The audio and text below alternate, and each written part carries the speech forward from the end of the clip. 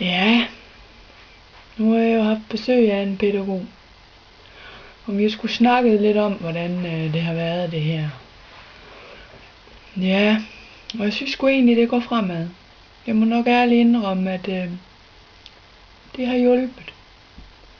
Det har hjulpet det der med, at hun har kunne få mig til at se ud på den anden side, du ved, jeg har fandme været langt nede. Og det synes jeg er positivt. Vi snakkede om, at jeg skulle til at se, om jeg kunne få en læreplads. Og det er hun sikker på, og det er jeg også selv.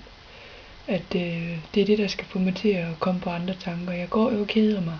Det er jo det, vi nåede frem til. Og så at der skal ske noget action, og så er det, jeg gør de der dumme tøjer.